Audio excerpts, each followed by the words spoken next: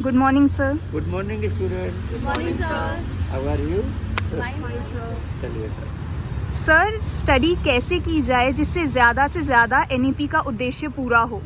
देखो, पहले तो आप ये समझो कि जो NEP जी हैं उनका भी क्या उद्देश्य है। तो देखो, उनका जो उद्देश्य है कि आप जो पढ़ाई करें ना, वो मतलब आपने पढ़ाई क्या किया है, वो लर्निंग बेस्ड है।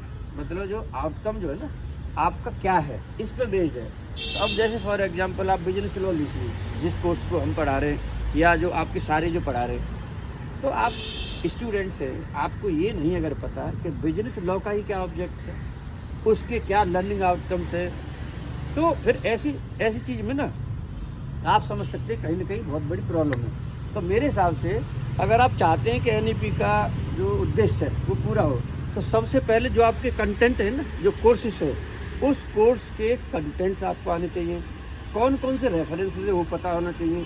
और अगर इतनी सी भी छोटी चीज़ पता है तो मुझे लगता है कि आप इससे बहुत मजबूती के साथ आगे बढ़ सकते हैं। अब हो क्या रहा है, बच्चे को सिलेबस पता नहीं है, बच्चे को रेफरेंसेस पता नहीं है, बच्चे को जल्दी आओ बेटा, और बच्चे को जो है ना उसके ऑब्जेक्टिव पता नहीं है, बच्चे को जो उसकी लर्निंग आउटकम पता नहीं है। काहे के लिए पढ़ने के लिए है?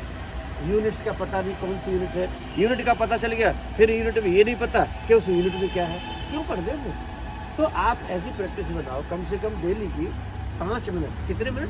5 मिनट। जो रिवीजन के तौर पर, जैसे मान लो आपने पढ़ लिया, ठीक है, लेकिन फिर अगले दिन उसको 5 मिनट का रिवीजन करोगे, और इसके बाद में ना फिर क्या करोगे आप जो ना उस रिवीजन के करने, तो अगला जो टाइम लगेगा वो और कम लगेगा। हो सकता है फिर 4 मिनट, फिर 3 मिनट, फिर 2 मिनट, और एक दिन तो ऐसा होगा 1 मिनट भी आपको पता चल जाएगा। तो जो एजुकेशन है, एजुकेशन को सर्वांगीण अगर जो होलिस्टिक डेवलपमेंट करना है आपको, तो सबसे पहले तो आप जिन जिन कोर्सेज के हैं, अच्छा, फिर टीचिंग प्लान टीचर जी से लीजिए, फिर हर टीचर का ना आप भी हर टीचर का लिखिए, ये कितने बजे आए, इन्होंने क्या पढ़ाया।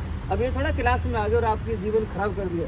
आप जो है अपने सबसे ज़्यादा एनर्जिक टाइम पे कॉलेज को दे रहे हो, और ये जो समय है ये दोबारा नहीं आएगा। तो ऐसी सिचुएशन में आपको चाहिए क्वालिटी की एजुकेशन।